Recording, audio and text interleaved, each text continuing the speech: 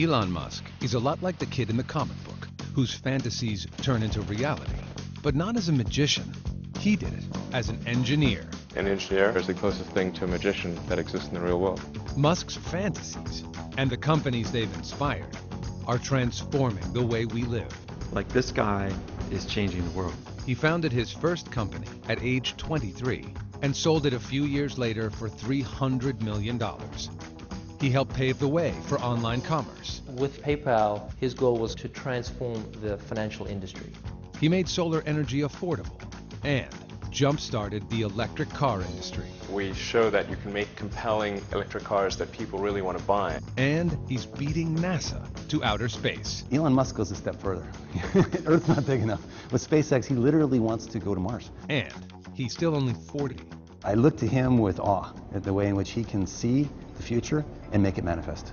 His greatest asset is his ability to take this big, big dream and make other people believe that it's true. Hi, this is Andy Dimashe with Channel 7 News. Previously, we visited SpaceX and Tesla to find out a little bit about Elon Musk and his personality, his values, and his leadership styles. Today, we'll be going into Tesla Motors to find out a little bit about the organizational culture, how power and politics work with the company, some of the performance of the organization lately, and finally, we'll sit down with Elon Musk and talk about some of his decision-making skills.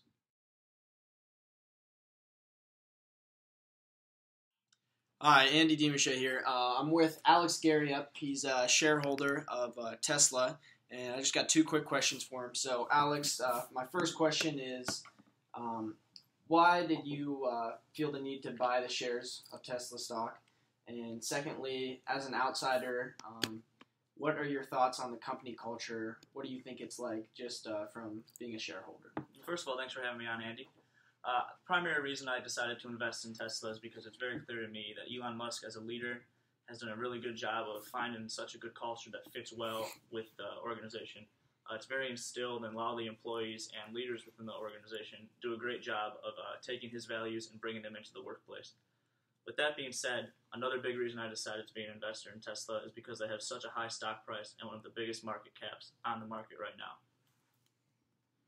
I think as a culture, they've really adapted well with the customers and the customer needs.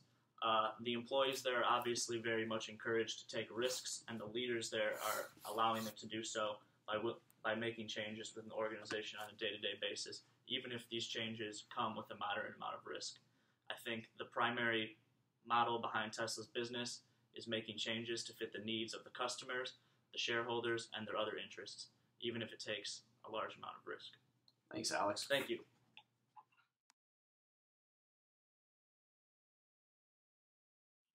All right, we're here with Tesla employee Colin Kenning, and just going to ask you a few questions about the organizational culture.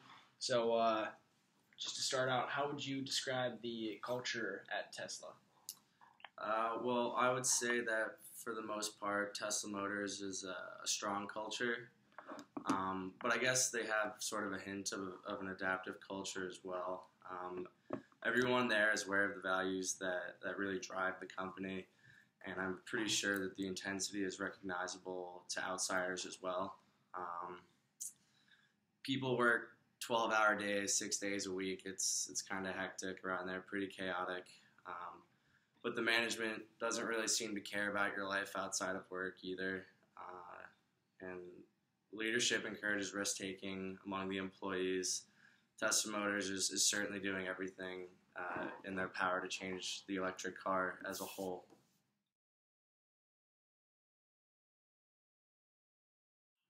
Okay, Colin, could you tell me a little bit about Elon Musk's values and how these values are shown through the culture at Tesla? Sure. So Elon Musk certainly has displayed some enacted values over his time. Whatever he says goes. Time and time again, he's truly proven that he will never give up on what he wants to accomplish. You know, he's poured his life savings into Tesla Motors just to keep it afloat through another quarter. He claims he wants to go to Mars with SpaceX, and I'm sure he'll do whatever it takes to get there. His attitude in the workplace certainly reflects his goal-driven mind. He expects 70-plus hour weeks from his employees and has zero regard for their work-life balance. Almost every meeting you come out of with Elon Musk, you'll leave with your tail between your legs and certainly defeated. But that aside, he's a very strong business leader and will do whatever he says he's going to do. Nice. So, Colin, would you say there's any basic underlying assumptions for what's expected of employees at Tesla? And then also, could you tell me a little bit about your socialization process when you first started at Tesla? Sure. So I think that all employees at Tesla have underlying assumption of the effort required from you at work. I can certainly speak from personal experience that as a new employee, assimilating and socializing into the culture is very difficult and can certainly take a long time. I thought I was fully prepared to hit the ground running. I thought I knew what was in store for me when I started working. But in all honesty, it took me several years to really have a firm grasp of what my role was with Tesla. And when I encountered my first few months, I really saw how chaotic of an environment it could be. Thanks, Colin.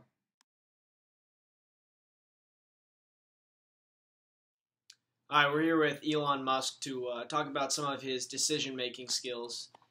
So, Elon, just give me a little bit on how you make your day-to-day decisions within the company. So, I've got my program decisions, and those are, the simple routine decisions that I really don't have to think too much about every day. And then you've got my non-program decisions, and those are the really complex, decisions that require creative solutions. So when I'm looking at like a non-program decision, typically in the company, I go through a decision-making process, and I recognize the problem and look for the need for the decision. Identify the objective of the decision. I want to look at alternatives and choose the best course of action. I want to implement the decision, gather feedback, and follow up with my employees and all the individuals that were affected by it to see if this decision was in fact effective. What defines an effective decision? A decision that should be timely, it should meet the objective, and it should be accepted by those affected by it. Typically, when I'm looking at my decision making, I would say no. I do not really have I don't follow the rational model of decision making. My decision making is a little bit unconventional, but if you look at my industries that I'm in, SpaceX, my company, it's in space exploration. Tesla Motors is the leader in electric vehicles. So I'm in unconventional industries that are very innovative and are currently growing. So I don't think my decision making should reflect the industry that I'm in. So I think I have a lot of unconventional, unrational decisions. Nextly, I would like to address my factors, a lot of factors that affect my decisions. My comfort with risk. Like I said, I'm in very innovative industries that are groundbreaking. We're doing things that have never been done before. So I would say my comfort with risk is very high. My personality is made up of a lot of intuition and creativity.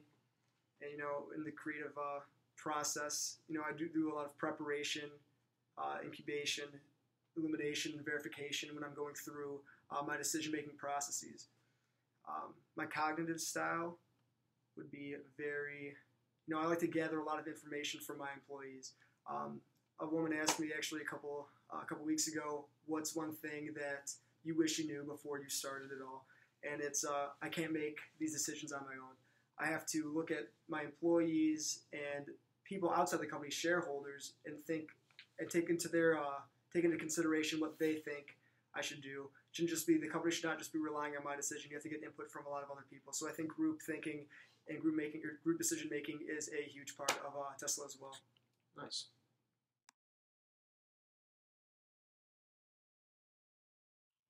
So Elon, could you give me an example of a major decision that you've made with Tesla Motors?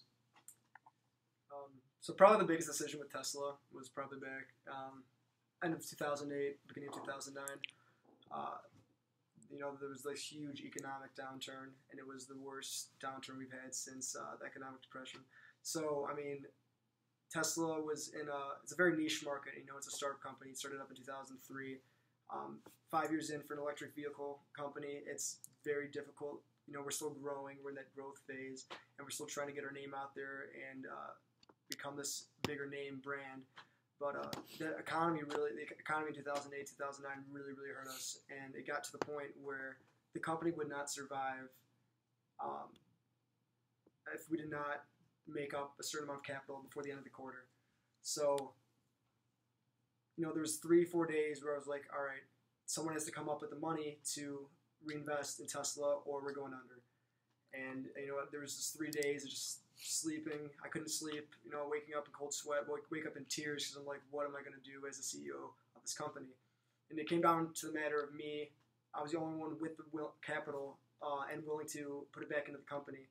So I had to make the decision to reinvest my $40 million from, they still had saved from when I sold PayPal, to reinvest back into Tesla. And you know what? I think this was just an example of my escalation of commitment. People spent so much time with this company, so much money, and it's so innovative and, the future growth of the company. I thought that it was worth reinvesting my money to continue the growth and the life of this Tesla Motors. So do you think this decision to take $40 million of your own money and pump it into a new growing company, do you think this was an effective decision? I think it was a very effective decision. This is basically Tesla Motors. People say PayPal defined my career. I think Tesla Motors did. I think me taking that risk as a leader and taking the risk to invest all my savings that I had made from my previous success to reinvest into Tesla shows that what I'm all about. I'm all about groundbreaking innovation and creating this new electric vehicle industry, and I would love to see it continue to grow. It's been a success thus far the last 6 years since I've reinvested that money, and I just see only upturn from here.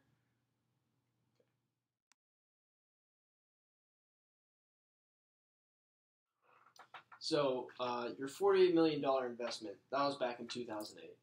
Could you give me a more recent example of a decision that you've made with the company? So back in early 2014, we were discussing if we should patent our technology on electric vehicles. And you know what? It was a very long process. Took a couple months to decide, but in the end, we decided that we did not want to patent our electric vehicle technology, and people thought we were crazy. And they're like, why are they doing this? You guys are the leader in the industry, and this is a huge growing industry, and it could be the new way of transportation 10 years down the line. Why are you not willing to patent your technology? You know what? Personally, I think I'm just going off based off representative heuristics. In the past, when companies put the industry before the company itself, the company will, in the long run, see a lot of success. My main goals through this decision were to see the category grow, electric vehicles. In long-term view, if you allow other companies, other car companies like Buick or General Motors or Ford and such to use this technology, they can end up making electric vehicles as well, and the industry and the category will grow as a whole, which will bring down the cost of electric vehicles. Tesla Motors, as the founder and creator of this technology, could become a huge supplier of choice for all these other companies and create a lot of partnerships with all these huge automotive companies. And in my hope for patent reform, patents, everyone's just patenting everything, and it's really just holding back the economy. And if we have patent reform and people start learning to help the industries and their categories grow instead of just making their sole business grow, I think we'll see a lot of economic prosperity. So yeah. Okay. So Elon, this decision to not patent your groundbreaking technology with Tesla Motors, do you think in the long run this is going to be an effective decision? I think it's been an effective decision long term for sure. If you look at last quarter's sales, we sold 9,500. We were projected to sell 9,500 units. We ended up selling 10,500. 1,000 more cars in one quarter is a big deal in the car industry, especially when we're such a niche market right now and we're a growing company in the electric vehicle market. So that was huge, and we ended up seeing our stock prices go up by 6% after releasing our quarter numbers, and our target stock price is projected to be around $300 by the end of the year. So that's a huge projection. I just see a lot of upside with this company so far, and I think we will be the future of transportation. So I see a lot of financial success down the road.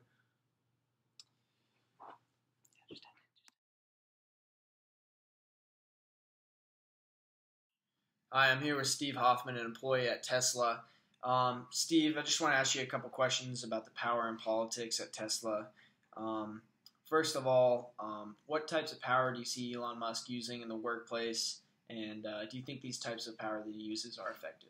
Yeah, well, I see two types of power that Elon Musk uses in the workplace. The first is expert power because he demands a high level of knowledge for the industry, and working with electric vehicles is very complex, and you really got to know your stuff.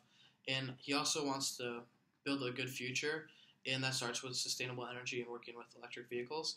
And the second type of power is coercive power, and he really tries to push his employees to go in the right direction and really change the world. And that's why I think it's also very effective, the types of power he uses, because he just knows where the future of our world lies, and he really is building kind of a direction for humanity.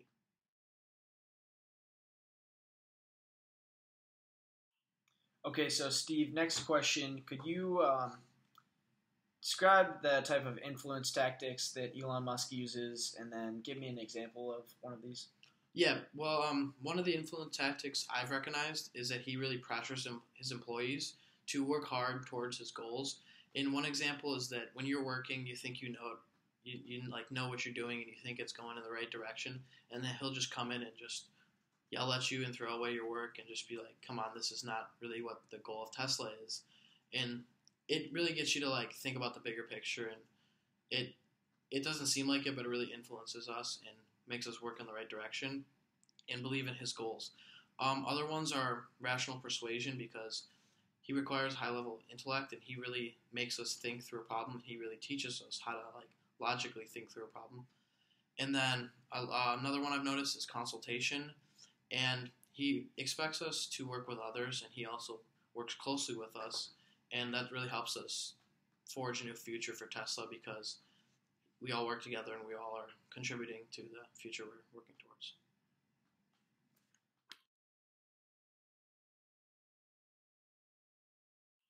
And final question here for you, Steve.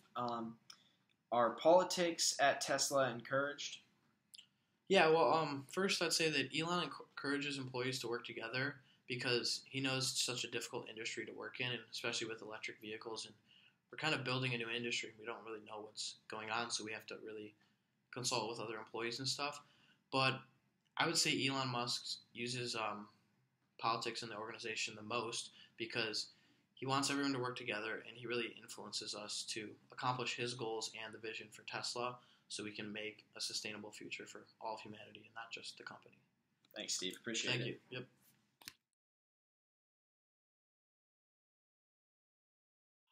Andy Dimachet reporting live with Channel 7 Action News. Elon Musk and Tesla Motors are letting us sit in a financial board meeting. This is exciting stuff. Let's get in there. All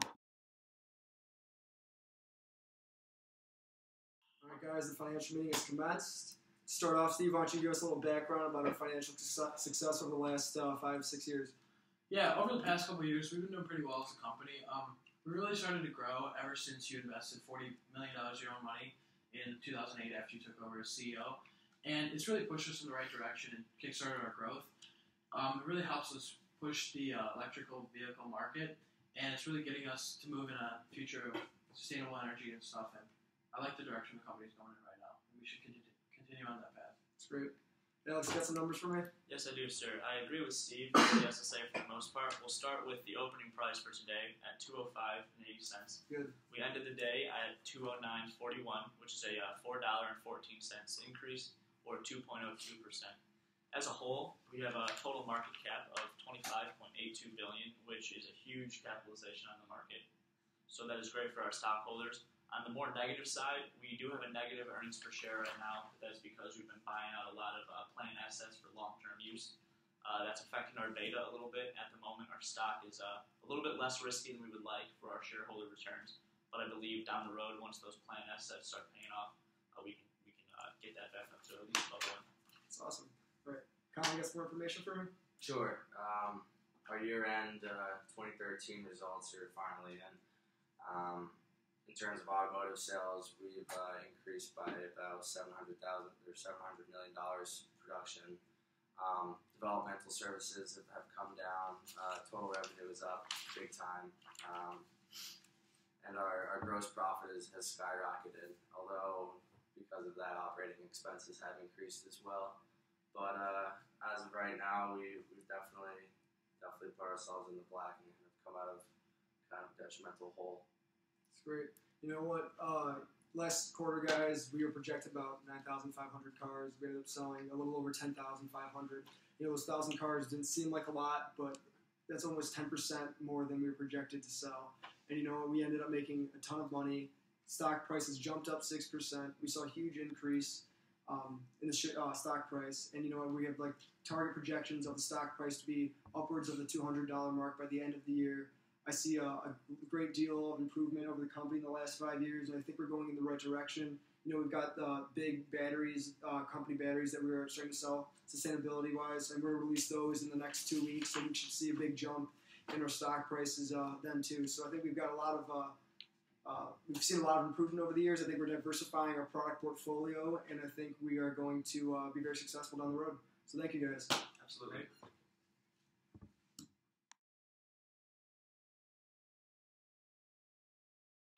All right, guys, we should probably reflect on what we learned about Elon Musk. So, Andy, if you would like to start us off, what did you learn about Elon Musk through this project?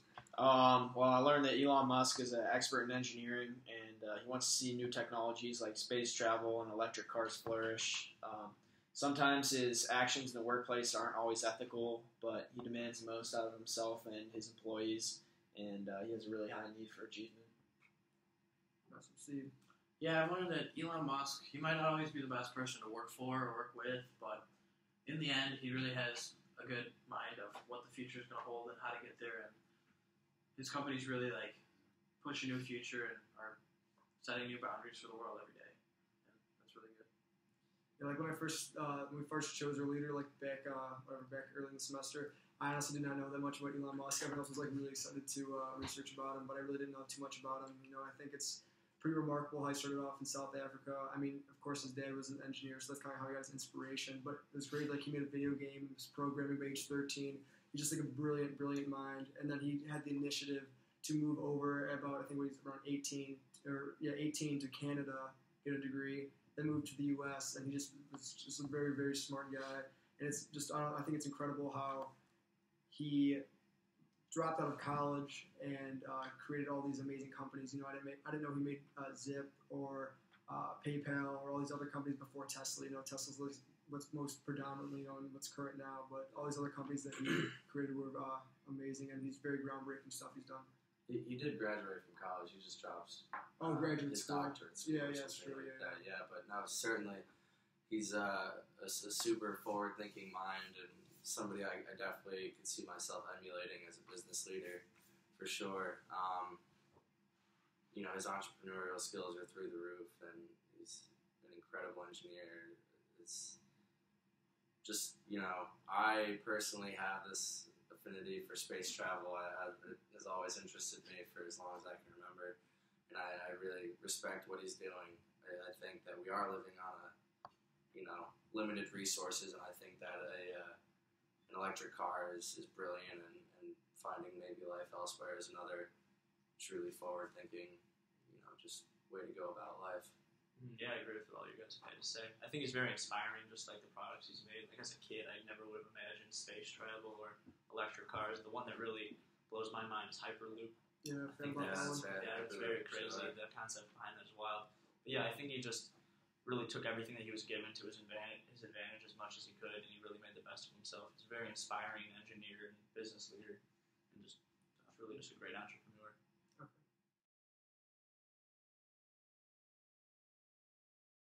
All right, guys. So, what do you guys think you would like to become if you were a leader? Well, I think I would like to be a very democratic style leader, in that I'd like to get input from my employees when making a decision. In terms of how I'd like to get things done, I'd like to be very initiating, structured, and very task oriented. And finally, I'd like to be a charismatic leader, in that my employees see the same vision I have and kind of set their goals along with mine to go and make that vision happen. Yeah, kind of going off what Andy said, I kind of want to be a leader that's very like charismatic and likable, and somebody that you want to look up to and that would influence people. But I'd also want to be very task oriented, kind of how Elon Musk is, and that really knows how to get the job done and work towards the future and achieve goals, and have a very high need for achievement, because that's kind of the type of person I am. And I could see myself being like the best of both worlds as a leader. So. You know, I think the biggest thing is like being inspiring. I think like leading through referent power is like a big thing. Like people looking up to you, and just like you inspiring your workers. You know, doing through great things that you're trying to achieve.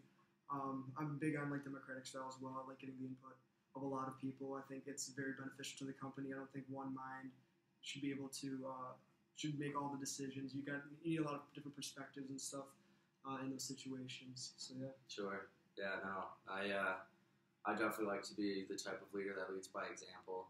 You know, I think actions speak louder than words, and they always have. Not, you know, telling somebody what to do doesn't necessarily mean that they're going to do it. And Elon Musk certainly, I would say, has led by example. His work effort, his work ethic is through the roof, and you know, something worth acknowledging. Yeah, in agreement with everything you guys all said, I would probably pick Democratic as well. I feel like if you're going to have a truly successful business model, you need to allow the minds of others to come into your, you know, what you think as well. You can't just kind of run the show. Yeah. And we kind of learned that with Elon. Like, he's really strict, but he does care about what you have to say. If what you have to say is valuable, he's going to put it into place. So I think if you really want to be successful, you need to allow the minds of others to enter into the process as well.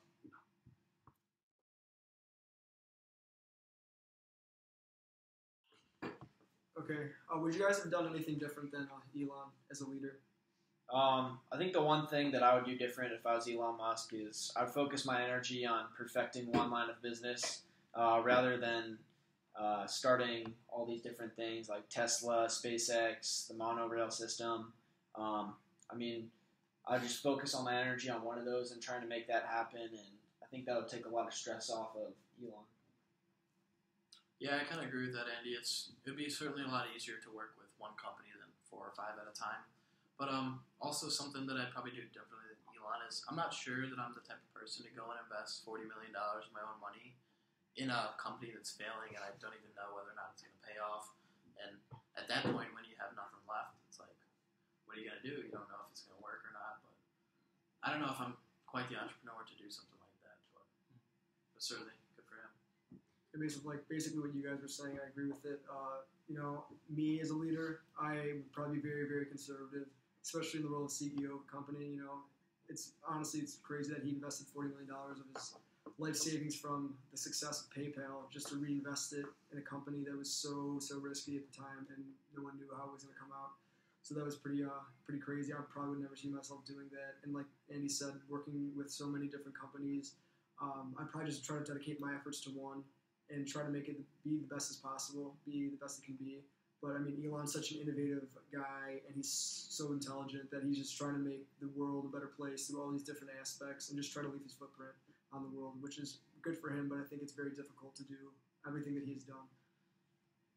Sure. I think if I were a CEO or in Elon Musk's shoes, I've heard, these stories of him not exactly being the nicest guy towards his employees, and I think that might have a trickle-down effect and kind of instills fear in maybe some of the employees, so I think I might just go about it a little differently. Personally, I like to think I'm a relatively nice guy, so I think I would just maybe be a little more personal with my employees, be a little nicer, more understanding.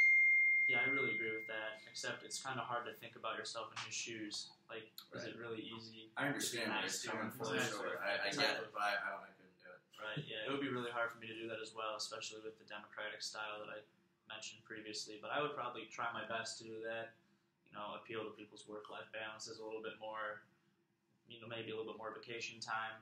But with that being said, I feel like the way he ran all of his businesses, he's amounted to an extreme amount of success. So it's really hard to disagree with a lot of the stuff he's done. Sure. What do you guys think about him throwing out weeks and weeks or months and months of work just because it doesn't live up to his expectations? I think that's pretty. That's harsh. Pretty extreme. I don't know if I keep working. Could you guys do that? No. It depends. As an employee, no. Yeah. It'd be pretty tough to work for Elon. Yeah, I think it's really harsh, but it really shows like the values that he has of like pushing himself to make all of his work perfect and pushing all of his employees to like the limit. So sure.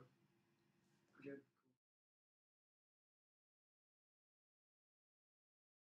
All right. Do you guys believe that the leader is ethical, and do you believe that Elon engages in socially responsible business behavior? I believe in the grand scheme of things. He's very ethical and is very socially responsible. Some people might look at the way he treats his employees and say that's unethical, but if you look at the big picture, all of his projects, SpaceX, Tesla, they're all working to expand on the sustainability of human life. So that's a very ethical thing. Yeah, I kind of agree. I think that you hear a lot of stories about how people are not treated the best at work, and while in some companies that's probably a deal breaker for many employees, but I feel in the end of the day it's more about the bigger picture of life, and that's what one of Elon's big goals is. So I guess in the scheme of things, he is ethical and he is responsible for like the greater good and the greater future of humans on Earth and beyond. Yeah, I think Elon's like basically the epitome of like what an ethical leader is. His whole thing is about sustainability and just basically improving the human race as much as possible and making as much advancements as possible.